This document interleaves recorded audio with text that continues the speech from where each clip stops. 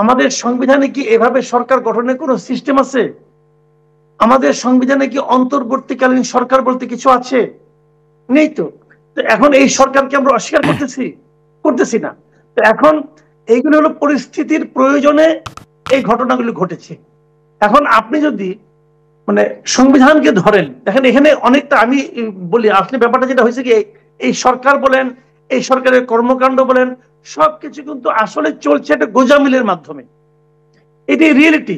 কিন্তু আমরা তো এই গোজামিলটাকে মেনে নিয়েছি। শেখ হাসিনা এখান থেকে যাওয়ার পর বলেছিল না যে তাকে অপসারণের কোনো নিয়ম নাই? নাই তো। আসলে সংবিধানে তাকে অপসারণের কোনো নিয়ম নাই। ওই নিয়ম অনুযায়ী কৃষি অপসারিত হয়েছে? হয় নাই। কিন্তু উনি দেশে নাই কেন? সংবিধানে কি আছে যে উনি দেশ ছেড়ে পালাই যাবে? ওটাও তো নাই। এখন এইগুলি কি শুনেন, রিয়েলিটি হলো রিয়েলিটি।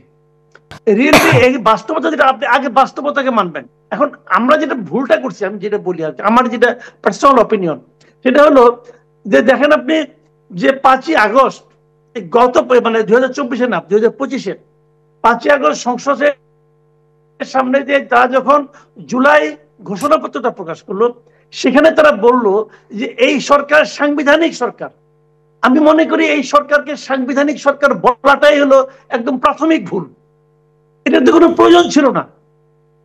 এটাকে যখন আপনি সাংবিধানিক সরকার বলবেন, তখন এই সরকারের দায়িত্ব দাঁড়ায় সংবিধানকে সমুন্নত রাখা প্রতিটা পদক্ষেপে। সেটা কি এই সরকার পারতেছে নাকি? পারা সম্ভব? পারছেও না, পারা সম্ভব না। কিন্তু এই সরকারের অস্তিত্ব কিন্তু আমরা মেনে নিয়েছি, এই দেশ মেনে নিয়েছে ভাই। আওয়ামী লীগের কেউ কেউ মানে না, সেটা অন্য হিসাব, কিন্তু এই দেশ তো মেনে নিয়েছে। এখন আমরা যদি ওটুকু মানি, এটুকু মানতে হবে। এখন গণভোটের যে প্রসঙ্গটা উঠছে, গণভোটের অন্য সমস্যা আছে। আপনি যদি এই ক্ষেত্রে আইন ধরেন, তাহলে এটা আইনত নাই, আইনগতভাবে নাই, এটা সত্য কথা নাই।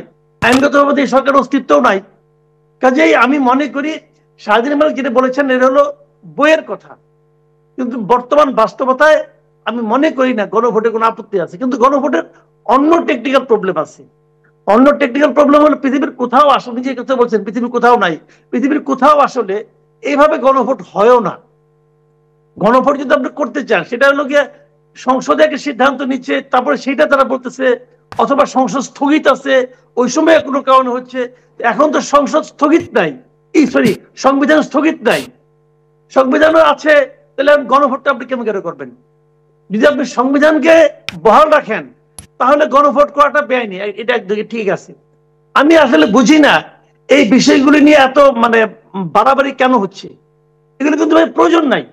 সবচেয়ে বড় কথা হলো জুলাই সনদ নিয়েও বাড়াবাড়ি হচ্ছে। জুলাই সনদ আপনাকে পাশ করাতে হবে, এটা আপনি সংসদের উপর ছেড়ে দেন, তা না। এটা এখনই আপনাকে গণভোট করতে হবে, তারপরে এটা করতে হবে। আচ্ছা, আপনি যে গণভোট করবেন, গণভোটে যদি আপনি হেরে যান, তখন কি হবে? এগুলি কারো মাথায় আছে?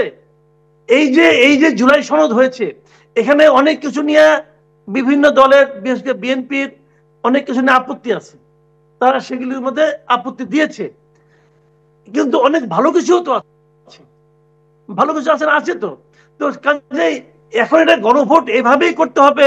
তারপরে আপনাকে যদি ওই আগামী সংসদ যদি এটা পাস না করে 270 দিন পরে অটোমেটিক পাস হয়ে যাবে, এই আলী রিয়াজ সাহেবের যে সমস্ত উদ্ভট আবিষ্কার, এগুলি ভাই আসলে বাড়াবাড়ি আমি মনে করি। উনি আসলে একটা আওলা বাজানোর জন্য এগুলি করতেছেন আমার ধারণা। এত কিছু তো করার দরকার নাই। এবং এখন একটা সিলি বিষয় নিয়ে ধাক্কাধাক্কি হচ্ছে যে গণভোটকে আমি এখনই করব নাকি নির্বাচনের দিন করব। আরে ভাই, আপনি যদি আগে গণভোট করেন, প্রায় মিনিমাম 1,500 কোটি টাকা খরচ হবে। এই 1,500 কোটি টাকা কি যারা এই গণভোট চায় ওরা দিবে? এটা তো জনগণের যাবে। এটা আর এখানে আপনি কত পার্সেন্ট ভোটারকে আনতে পারবেন? তো এইগুলি না আমি আসলে মনে করি ভাই অপ্রয়োজনীয় কাজ। গণভোটে বিতর্কটাও অপ্রয়োজনীয় মনে করি। গণভোট যদি করতে চায় করে ফেলান, এটা নিয়ে অহেতুক বিতর্ক করে না, এই ঝামেলাগুলি মিটান। আপনি এই যে আমি বললাম বেআইনি গণভোট আপনি করলেন না, তাহলে আপনি কি করবেন? ঝামেলা করবেন, মারামারি করবেন? এমনি তো দেশটাকে 2 ভাগ করছেন, এখন আরো ভাগ করবেন। আজকে দেখতেছি বিএনপি বলতেছে জামাত নাকি এই দেশটাকে আবার করতেছে, বিভক্তি নিয়ে আসতেছে। তো কয় ভাগ করবেন দেশটাকে? ভাই আমরা সাধারণ মানুষ ভাই, আমি আওয়ামী লীগ বুঝি না, বিএনপি বুঝি না, জামাত বুঝি না। আমরা সাধারণ মানুষ, শান্তি চাই, গণতন্ত্র চাই, ভোট চাই, কথা পরিষ্কার। মাসুদ কামাল, যে 8 মাসেও আসলে ঐক্যমত্য কমিশনের রাজনৈতিক দলগুলোর মধ্যে অনৈক্য আসলে দূর করতে পারলো না কেন? আপনার কাছে কি মনে হয়? এটা পারে নাই কারণ ওরা পারতে চায় নাই। এই যে ঐক্যমত্য কমিশনটা করা হয়েছে, এর আগে যে সংস্কার কমিশনগুলি করা হয়েছিল, আমি শুরু থেকেই বলছিলাম যে এই কমিশনগুলো মানে অ্যাপ্রোপ্রিয়েট লোক দিয়ে করানো হচ্ছে না। এই লোকগুলি ম্যাক্সিমাম লোকগুলো অযোগ্য লোক ছিল, এদের মধ্যে কোনো আন্তরিকতা ছিল না, এদের মধ্যে দেশপ্রেম ছিল না। আরে ভাই, এই কমিশনের যে প্রধান ডক্টর আলী রিয়াজ, উনি তো আজ দেশে অন্য একটা দেশের নাগরিক। এই সমস্ত লোককে আপনি দিয়েছেন আমাদের দেশ ঠিক করার জন্য, ওনারা আমাদেরকে জ্ঞান দিবেন দেশ কিভাবে চলবে। এটা হয়? আমাদের এই দেশে কোনো লোক নাই? আমাদের এই দেশের লোক কি সবাইকে ঘাস টাস খেয়ে বড় হয়েছে নাকি? তো ওনাদের তো কোনো আন্তরিকতা নাই। ওনাদের আন্তরিকতা নিয়ে আমার প্রশ্ন আছে, ওনাদের দেশপ্রেম নিয়ে আমার প্রশ্ন আছে। কাজে ওই সমস্ত লোকের হাতে ডক্টর ইউনূসের ভাই কি বলবো, ওনার একটা বিদেশ প্রেম আছে, বিদেশ থেকে লোকজনকে টোকাই নিয়ে আসে, আইনে নিয়ে গুরুত্বপূর্ণ সমস্ত দায়িত্বে বসাই দিছে। বিয়েদের কি হয়েছে? হয়েছে কিছু? বিদেশি বিনিয়োগে আসছে না কি আসছে? কোনটাতে আসছে বলেন আপনি? কিচ্ছু না। এইগুলি তাদের আসলে সময় ক্ষেপণ ছাড়া তাদের আর কোনো কাজ ছিল না। সময় ক্ষেপণ করছে, কিছু লুটপাট করছে, করে নিয়ে এখন যাওয়ার সময় হয়েছে। ভাই আমি কথাগুলো খুব সরাসরি বললাম, বাট দিস রিয়েলিটি। এবং এই যে আপনারা বলেন যখন নাকি তারা সিগনেচার করলো, সেই সিগনেচারের মধ্যে তাদের নোট অফ ডিসেন্ট গুলো ছিল। যখন এখানে আমরা আদেশ তৈরি করতে যাচ্ছে, তখন তার নোট অফ ডিসেন্ট ফালাইতে হবে কেন? কেন ফালাইতে হবে? ওভাবেই থাক। জনগণ যখন হা না বলতে যাবে, তখন তারা জানবে না যে বিএনপি কোনটাতে নোট অফ ডিসেন্ট দিছে, কোন দল কোনটাতে নোট অফ ডিসেন্ট দিছে। এটা জনগণের জানার দরকার নাই? তো ওটা তারা বাদ দিল কোন হিসেবে? যেটা সিগনেচার দেওয়া হলো ওটা তারা রাখলো না কেন? এই সমস্ত প্রশ্নের উত্তর আপনার সাথে আমি যদি আপনার সাথে একমত একটু কথা বলি, যে আমরা এখানে দেখেছি যে এই বিষয়গুলোতে 25টি দল একমত হয়েছে, 3টি দল হয়নি। আমি আপনার কথা বলি, এখানে একটু পরিষ্কার করা দরকার ছিল না যে কোন কোন রাজনৈতিক দলগুলো একমত হয়েছে, কোন কোন রাজনৈতিক দলগুলো একমত হয়নি? না না, একই জিনিস হলো কি, নোট অফ ডিসেন্ট তো এক একটা দল এক একটা বিষয়ের উপর দিচ্ছে। কাজেই আপনি তো ওইভাবে গড়ে পারবেন না। আর 3 দল 25 দল বলে কোনো লাভ নাই। ওই 30 দলের মধ্যে 28 দলের সম্মিলিত ভোট কি বিএনপি সমান হবে ভাই? এগুলো হয়তো কোনো লাভ নাই। এগুলি এগুলো হতেই পারে, সমস্যা নাই, কিন্তু মানতে তো হবে যে একটা দলই হোক, তার যে নোট অফ ডিসেন্টটা, সেটা যেহেতু নোট অফ ডিসেন্ট সহ আপনারা রেখেছেন, নোট অফ তারা যেটা আমাদের সিগনেচার করছে যে সনদে, সেখানে তো নোট অফ ডিসেন্ট গুলো স্পষ্ট করে উল্লেখ করা ছিল, ছিল না? তাহলে ওইটা এখানে থাকবে না কেন? এখন যেটা পেশ করলো এখানে থাকবে না কেন? কারণটা কি ব্যাখ্যা করেন? কোনো কারণ তো নাই ভাই। এই লোকগুলি বেসিক্যালি আনারি, আমি মনে করি অযোগ্য এবং মতলবী।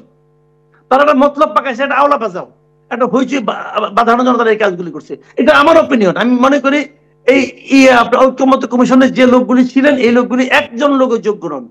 আমরা একটু ডক্টর এম সিদ্দিকুর রহমান খানের কাছে যাই। ডক্টর এম সিদ্দিকুর রহমান খান, যে যা মাসুদ কামাল বলছিলেন যে ঐক্যমত্য কমিশনে যে লোকগুলো দায়িত্ব পালন করছিলেন একজনও যোগ্য নয়, মাসুদ কামালের কথা অনুযায়ী। এবং মাসুদ কামাল আরেকটি কথা বলেছেন যে ওনারা আমাদেরকে জ্ঞান দিবেন কিভাবে আমরা চলবো। দেখুন, মাসুদ কামাল ভাই যেভাবে বলছেন, আমি হয়তো ওইভাবে কথা বলতে পারছি না বা বলছি না। আমি এটিকে বলছি যে ঐক্যমত্য কমিশন একটা দীর্ঘ সময় ধরে কাজ করেছেন এবং সেখানে রাজনৈতিক দলগুলোর সাথে দীর্ঘ আলাপ আলোচনা করে তারা যেটি চূড়ান্তকরণ করেছেন এবং সেইখানে যে রাজনৈতিক দলগুলো স্বাক্ষর করেছে, তারপরে যেটি এখন সুপারিশ আকারে তারা জাতীয় ঐক্যমত্য কমিশন সরকারের কাছে যেটি উপস্থাপন করেছেন, সেইখানে যে পরিবর্তনের কথা আমরা শুনছি, যে অভিযোগগুলো শুনছি, সেগুলো গুরুতর। এবং সেইটি যদি ওনারা করেন, তাহলে আমি মনে করি রাজনৈতিক দলগুলোর সাথে দীর্ঘদিনের যে আলোচনা, সেই আলোচনার পরিপ্রেক্ষিতে এইটাকে আমরা মনে করি যে এক ধরনের বা প্রতারণা তাদের সাথে করা হয়েছে, এটার একটা যৌক্তিকতা আছে বলে আমরা মনে করি। তো ঐক্যমত্য কমিশনের যে চূড়ান্ত প্রস্তাবনা, এগুলো আমরা মনে করি যে এগুলো সুপারিশ। এখন সরকার কিন্তু এই সুপারিশ দেওয়ার পর প্রতিক্রিয়াটা কিন্তু উপলব্ধি করেছে রাজনৈতিক দলগুলোর মধ্যে, যে মিশ্র প্রতিক্রিয়া এবং বিএনপির মধ্যে এবং তার সমমনা রাজনৈতিক দলগুলোর সাথে। সেই ক্ষেত্রে কিন্তু সরকারের এখনো সুযোগ আছে যে এইগুলোকে অ্যাড্রেস করে নিয়ে একটা গ্রহণযোগ্য সিদ্ধান্ত, জুলাই সনদ বাস্তবায়নের ক্ষেত্রে একটা গ্রহণযোগ্য সিদ্ধান্ত দেওয়ার ক্ষেত্রে এখনো কিন্তু সরকারের হাতে সেই সুযোগ আছে। কারণ ঐকমত্য কমিশন যে সুপারিশগুলো করেছে এগুলো সুপারিশ, কিন্তু এই সুপারিশটি গ্রহণ বর্জন বা এটাকে সমন্বয় করে দেশের জন্য কল্যাণকর রাজনৈতিক দলগুলোর কাছে অধিকতর গ্রহণযোগ্য হবে এমন ব্যবস্থা সরকার নিতে পারে। এবং এই ক্ষেত্রে সরকার আমি মনে করি যদি ইচ্ছা করে তাহলে প্রধান রাজনৈতিক দলগুলোর সাথে আনুষ্ঠানিক অনানুষ্ঠানিক আলোচনা করতে পারে।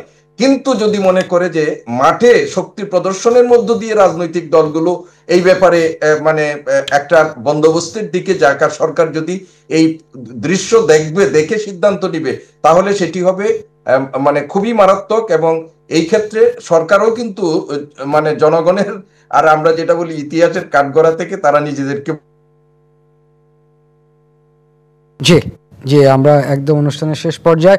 মাসুদ কামাল, আপনার কাছ থেকে একটু শুনতে চাই, আমাদের হাতে তেমন একটি বেশি সময় নেই। যেমন আজকে বিএনপির পক্ষ থেকে বলা হয়েছে ধর্মকে ব্যবহার করে নির্বাচনের ফায়দা হাসিলের চেষ্টা একটি দল, আবার জামায়াত বলছেন জাতীয় নির্বাচন আগের গণভোট না চাওয়া গণতন্ত্রের প্রতি অবিশ্বাস। সংক্ষেপে বলবেন, আমাদের হাতে 20 সেকেন্ড সময় আছে। শুনেন, সবচেয়ে বড় কথা হলো কি, এখন যে অবস্থা হয়েছে এখন কিন্তু পরস্পরের প্রতি কাদা ছোড়াছুড়ি শুরু হয়েছে। এই দলগুলো একদিন কিন্তু ভালোই ছিল, এখন মানে এই যে জিনিসটা হচ্ছে এটা আমরা দেখতে চাই না। আমি মনে করি এই সময়ে ডক্টর ইউনূসের হাতে সর্বশেষ সুযোগ এটাকে ম্যানেজ করা। ওনার একটা গ্রহণযোগ্যতা দলগুলোর কাছে আছে। উনি এখন যদি একটা ইতিবাচক ভূমিকা নেন তাহলে এটা সমস্যার সমাধান করা যাবে। ধন্যবাদ, আমরা বুঝতে পেরেছি। সমস্যাকে জিয়ে রাখতে তাহলে এটা ওনার ব্যাপার ভাই।